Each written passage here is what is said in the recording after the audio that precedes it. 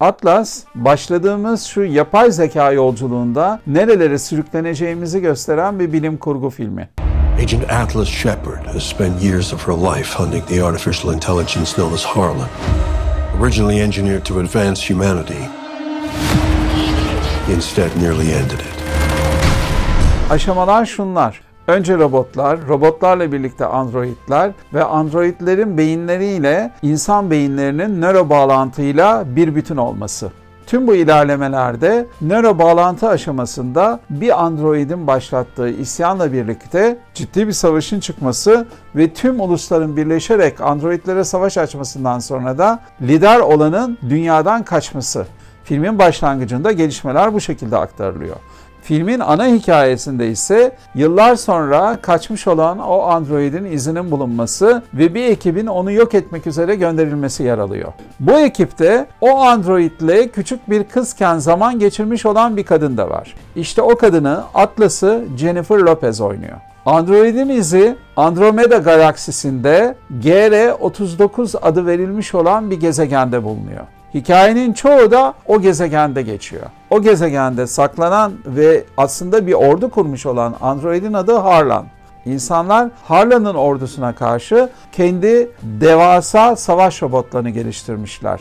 Ark adı verilen ve yapay zekaya sahip olan bu robotlar da içlerinde oturan insanlarla birlikte nöro bağlantıyla savaşa katılıyorlar. Mayday, we are under attack.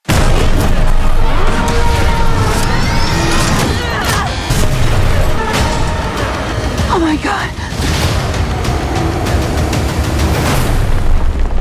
Tüm bu unsurlar aslında bize yabancı değil ve bu bilim kurgu hikayesinde de tıkır tıkır işliyor. Ama bir problem var gibi.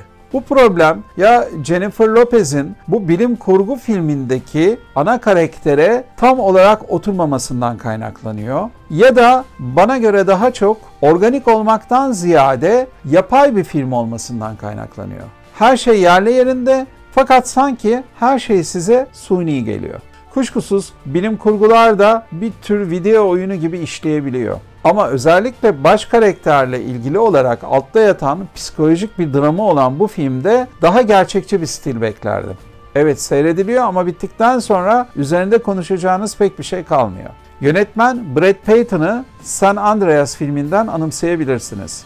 Kaliforniya'da yer alan San Andreas kırığı bizim Kuzey Marmara kırığının ikizi kabul ediliyor.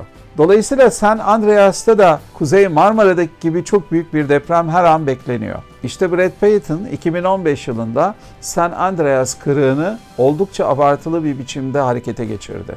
O filmde çok büyük bir deprem ve sonrasındaki felaketleri konu ediyordu. Dolayısıyla büyük prodüksiyonlarına aşina olduğumuz bir yönetmen. Atlas filminde de oldukça büyük bir bütçeyle çalışmış. Bu film şu anda Netflix'te gösteriliyor. Büyük bir ekranda, sinemada seyretseydim daha mı etkilenirdim bilemiyorum. Ama bir tür sabun köpüğü gibi bir bilim kurgu filmi olmuş diye düşünüyorum. Tabii Jennifer Lopez'in oyunculuğuna özel bir hayranlığınız varsa onu bilemem.